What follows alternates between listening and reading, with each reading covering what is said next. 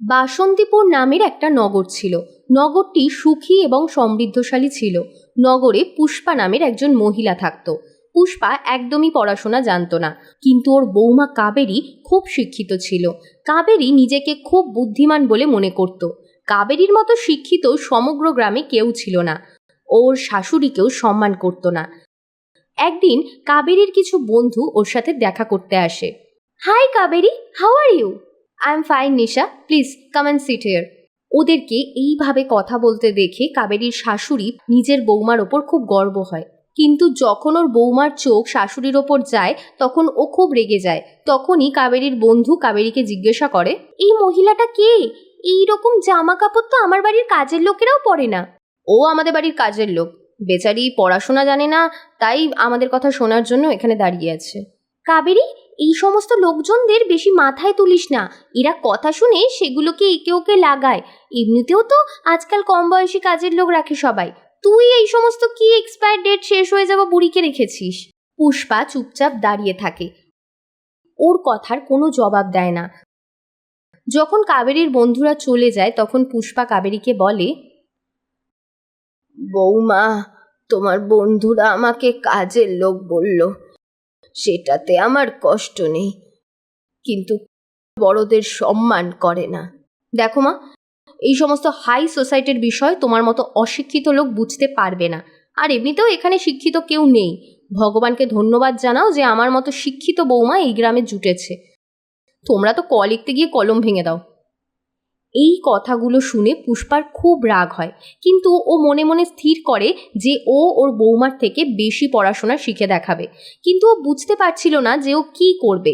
একদিন পুষ্পার শরীর খারাপ হয়, আর ওর বউ বাড়িতে ছিল না। বাড়িতে কিছু ওষুধ রাখা ছিল, কিন্তু পুষ্পা পড়তে জানত না, তাই ওষুধ খেতে ভয় পাচ্ছিল। তখন কাবেরী বাড়ি ফেরে আর পুষ্পা ওকে বলে, বৌমা, আমার খুব জ্বর এসেছে, তুমি একটু দেখে বলে দাও না জ্বরের ওষুধ কোনটা। উফ মা, তুমিও না, তোমার বাজে বকবক শুনে নিজের সময় নষ্ট করার কোনো ইচ্ছে নেই আমার। তোমাকে তো আগেই বলেছিলাম গ্রিন রঙের পাতাটা জ্বরের ওষুধের আর ইয়েলোটা ঠান্ডা লাগার। বলেছিলে বৌমা, কিন্তু গ্রিন আর ইয়েলো কোনটা? এটা শুনে কাবেরীর খুব রাগ হয়। ওষুধের বাক্সটা রাগের চোটে তুলে শাশুড়ির দিকে ছুঁড়ে ফেলে দেয়। হে ভগবান, সব পাগলের পাল্লায় পড়তে হচ্ছে আমাকে। আমি কোনদিন পাগল হয়ে যাব এইসব অশিক্ষিতদের সাথে থেকে থেকে। এটা বলে কাবেরী ওখান থেকে চলে যায়। পুষ্পা কেঁদে ফেলে, আর ওর মনে পড়াশোনা করার আগুন আবার জ্বলে ওঠে। ও পরের দিন গ্রামের একটা পাঠশালাতে যায়, যেখানে মাস্টারমশাই বাচ্চাদের কিছু পড়াচ্ছিল। মাস্টারমশাই পুষ্পাকে দেখে বলে, আরে মাসিমা, তুমি এখানে? বলো, তোমার বাড়ির বাচ্চাকে কি এখানে পড়াতে চাও? না মাস্টারমশাই, আমি নিজেই পড়াশোনা করতে চাই। কি? এইসব কি বলছো মাসিমা? এই বয়সে তোমার ভগবানের নাম করা উচিত, আর তুমি পড়াশোনার কথা বলছো? আর এমনিতেও তোমার বৌমা তো খুবই শিক্ষিত, ওনার মতো তো আমিও অত শিক্ষিত না, তাহলে তুমি এখানে? আমার বউ অনেক পড়াশোনা জানে, কিন্তু আমি পড়াশোনার দিকটা বুঝতে চাই যে এমন কোন পড়াশোনা রয়েছে যেটা শেখার পর মানুষ নিজের ভাষা ভুলে যায়। মাস্টার মশাই তখন সব কিছু বুঝতে পারে। উনি পুষ্পাকে পড়ার জন্য অনুমতি দিয়ে দেন, কিন্তু এই খবর যখন কাবেরীর কানে যায় তখন ওর খুব রাগ হয়। মা, আমাকে অসম্মান করার জন্য তুমি এখানে পড়াশোনা করতে এসেছো? আমার কি কোনো সম্মান নেই নাকি? বৌমা, বড়দের সাথে এইভাবে কথা বলা উচিত নয়। ওনার যদি পড়াশোনা করার ইচ্ছে থাকে তাহলে ওনাকে পড়াশোনা করতে দাও। Mind your business and go now, okay? মাস্টারমশাই কাবেরীর ইংরেজির জবাব দিতে পারে না আর চুপচাপ দাঁড়িয়ে পড়ে। কাবেরী ও শাশুড়িকে ওখান থেকে বাড়ি নিয়ে এসে বলে, এরপরে যদি তুমি এই রকম কিছু করেছো তাহলে আমার থেকে খারাপ আর কেউ হবে না। যখন এই গ্রামে আমি একমাত্র শিক্ষিত, তখন তোমাকে আর অন্য কোথাও যাওয়ার প্রয়োজন নেই। কিন্তু বৌমা, যখন তুমি শহরে চলে যাও তখন আমাকে ওষুধ দেওয়ার মতো আর কেউ থাকে না। কাবেরীর খুব রাগ হয়, কিন্তু ও নিজের রাগকে নিয়ন্ত্রণ করে ঘরে চলে যায়। কিন্তু পুষ্পা এখানেই থেমে থাকে না।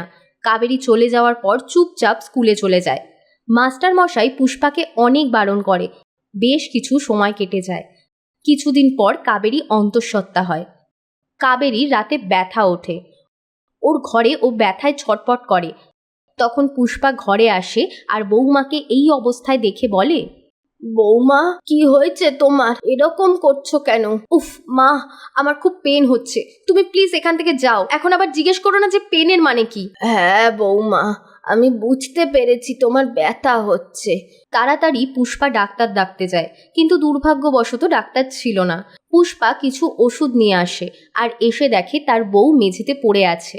তখন বলে, চিন্তা করো না বৌমা, আমি ওষুধ নিয়ে এসেছি। মা, আমি তোমার দেওয়া এই ওষুধ খেতে পারবো না। তুলে আনিনি বৌমা, বিশ্বাস করেই দেখো না একবার। আমি তোমার দেওয়া কোনো ওষুধ খাবো না, তুমি যাও এখান থেকে। কাবেরী পুষ্পাকে ঘর থেকে বের করে দেয়। এরপর যখন ও ব্যথা সহ্য করতে না পারে তখন অজ্ঞান হয়ে যায়। যখন পুষ্পা কাবেরীকে অজ্ঞান অবস্থায় দেখে, তাড়াতাড়ি ওষুধটা কাবেরীকে খাইয়ে দেয়। কিছুক্ষণ পর যখন সকাল হয় তখন ডাক্তারকে নিয়ে পুষ্পা বাড়ি আসে। কাল রাতে জানি না মা আমাকে কি ওষুধ দিয়েছে, কি জানি আমার বাচ্চা ঠিক আছে কিনা, আপনি একটু চেক করে দেখুন না। আমি ওই বুড়িকে বলেছিলাম যে এই সমস্ত ওষুধ আমি খাবো না, কিন্তু জানি না উনি কখন খাইয়ে দিয়েছে। যদি আমার বাচ্চার কিছু হয় তাহলে আমি এই বাড়িতে আগুন লাগিয়ে দেবো। আগুন লাগানোর কোনো প্রয়োজন নেই। যে ওষুধ পুষ্পা তোমাকে খাইয়েছে সেটার জন্যই তোমার বাচ্চা আর তুমি ঠিক আছো। কারণ যদি এই ওষুধটা তুমি টাইম মতো না পেতে তাহলে বাচ্চা মারা যেতে পারত। আজ পুষ্পার বুদ্ধির কারণে তুমি আর তোমার বাচ্চা দুজনেই বেঁচে গেছো। তোমার ওনাকে ধন্যবাদ জানানো উচিত, কিন্তু তুমি তো ওনার ওপরেই রাগারাগি করছো। কিরকম শিক্ষিত মহিলা তুমি? তোমার মধ্যে তো কথা বলার ভদ্রতাটুকুও নেই। কাবেরী খুব লজ্জিত বোধ করে। ও ওর শাশুড়ির কাছে ক্ষমা চেয়ে বলে, মা, আজকে তোমার বুদ্ধির জন্য আমার প্রাণ বেঁচে গেছে। আমি নিজেকে খুব শিক্ষিত বলে মনে করতাম, কিন্তু আজকে তুমি প্রমাণ করে দিয়েছো যে বয়স যাই হোক না কেন, পড়াশোনা সবার করা দরকার। পরদিন কাবেরী আর পুষ্পা দুজনে ওই মাস্টার মশাই স্কুলে একসাথে যায়। মাস্টার মশাই যখনই ওদেরকে দেখে তখনই চেয়ার ছেড়ে উঠে দাঁড়ায়। কাবেরী বলে, মাস্টার মশাই আপনি বসুন, আজ থেকে আমাকেও মায়ের সাথে আপনার স্কুলে পড়ার অনুমতি দিন, কারণ আমি বেশি শিক্ষিত হয়েও আজ অশিক্ষিত, আর আমার মা পড়াশোনা না জেনেও শিক্ষিত। মাস্টার মশাই পুষ্পা আর কাবেরীকে নিজের পাঠশালায় পড়াতে থাকে, আর গ্রামের সবাই পুষ্পার এই সাহসিকতাকে বাহবা দেয়।